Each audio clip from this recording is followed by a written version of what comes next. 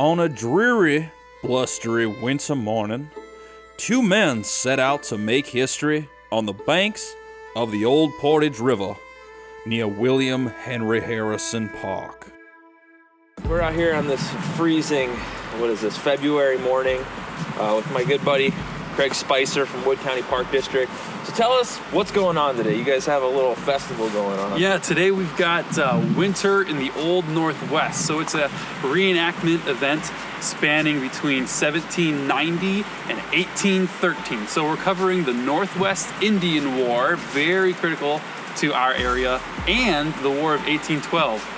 Also incredibly critical to our area. We were a battleground around here. So we're out here at William Henry Harrison Park. Can you tell us the historical significance of this place? Well, it's named after a really historic figure, William Henry Harrison.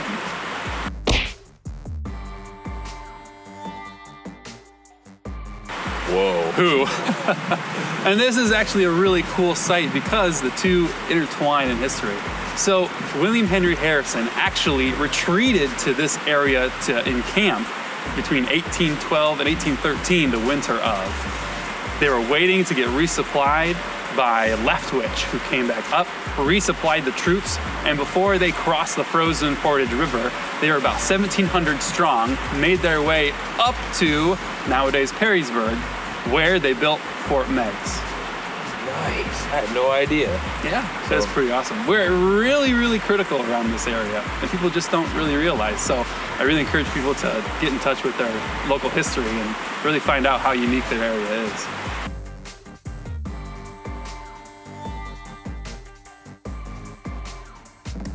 The Eastern Woodland people here in Northwest Ohio. So you're looking at like the Miami, Ottawa, Shawnee, Iroquois, Delaware.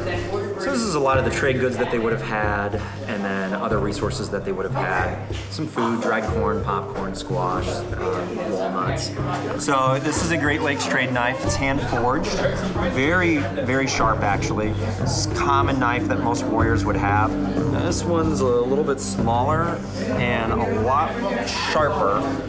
And then this is all quill work. So these are porcupine quills that are soaked in water, then they're dyed, and they would do quill working with it, this is quill work, what you see here.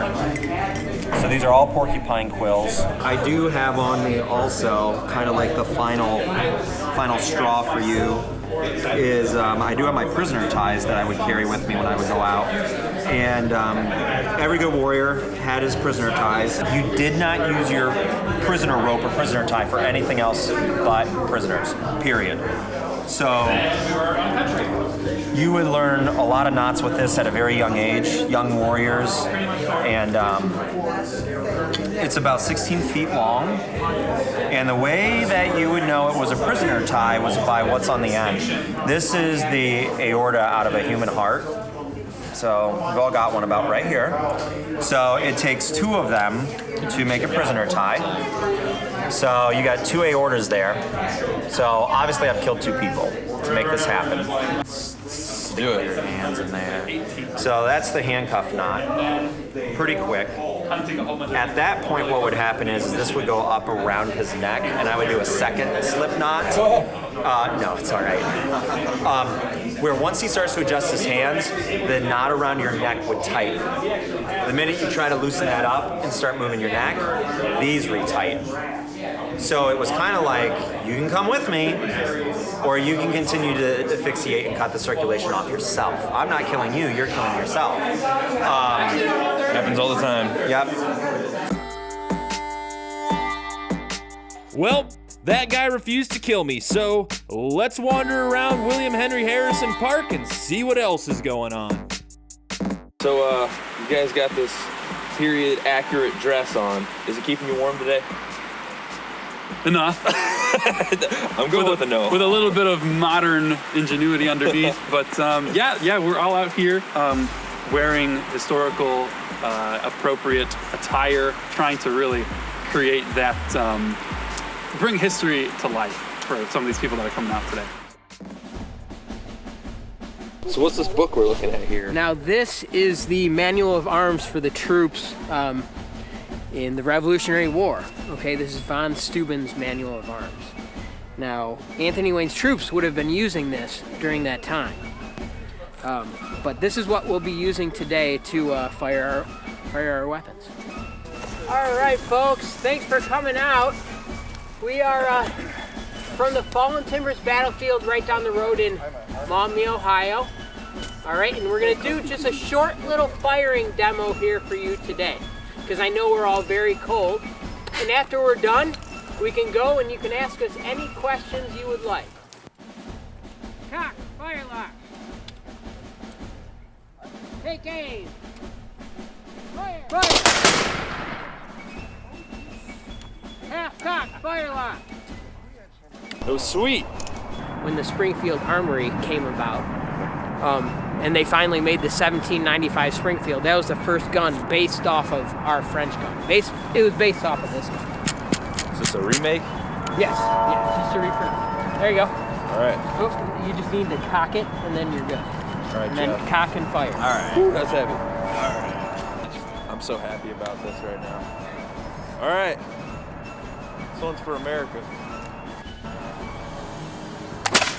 Oh! Okay. You got this?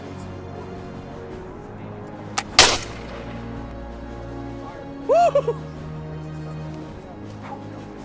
We have been in camp for 17 months now, and after Jeff and my brave attempts at single-handedly saving the United States of America from a sure disaster from the French by firing our muskets upon the enemy and using the pelts of native creatures to brave the cold, it has been our privilege to announce that we have yet again, against our better judgment, taken it outside.